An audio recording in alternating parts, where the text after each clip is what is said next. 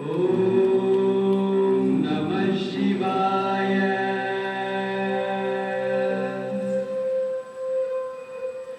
Om Namah Shivaya.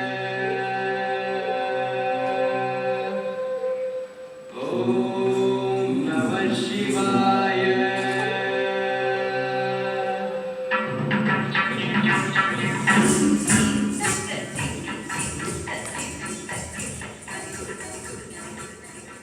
Well, our parents, I guess, they were looking for a way for us to become more involved in our culture.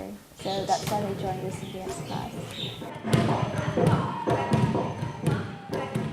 I think my parents try to adjust, and they know that it's hard for me because I can't grow up like they grew up in India because it's a completely different country, completely different time and place. It helps them understand their own culture more fully and really be proud of who they are, because it's difficult when you come to the States. You want to blend in, you want to be like everyone else at first, and then you suddenly realize that you've lost something. They feel like there's something beautiful that they didn't quite get, and they get to do that through the dance.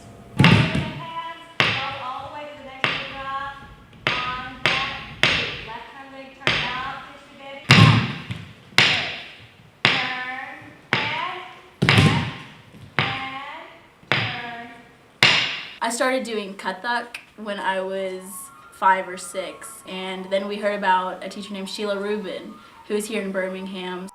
My mother's an anthropologist, and she was doing research for her dissertation in India, and so she took all 4 of us children along, and we went to school there. And when I started studying the classical dance and music of South India, I felt like I found my life's calling. I think this dance is like 300 years old, and when it started out, it used to be a dance that was only performed in temples for the gods. The dancers were actually like priestesses, and they were considered to be brides of God. One dance can tell hundreds of stories, and anyone can learn those stories. Anyone can pick up what the stories are saying through our facial expressions and what we're doing with our hands and feet. There are many stories about Krishna. One of my dances actually is, flirting with the milkmaids. He likes to steal butter and give the cream and things like that.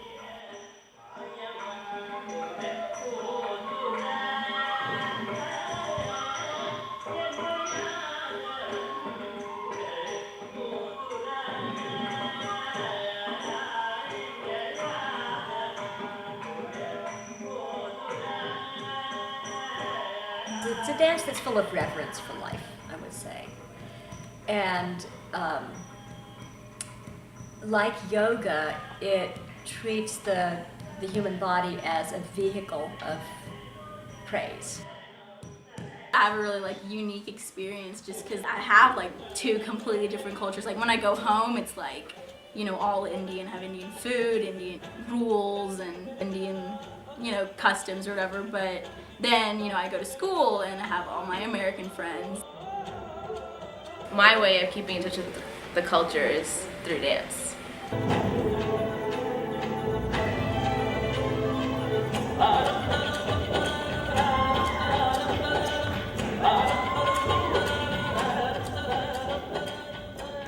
I think that without dance, there'd be a definite lack of knowledge about my culture. But with dance, I know a lot more of how people act in different stories or myths or whatever. So I definitely think that it's helped increase my knowledge of Indian culture.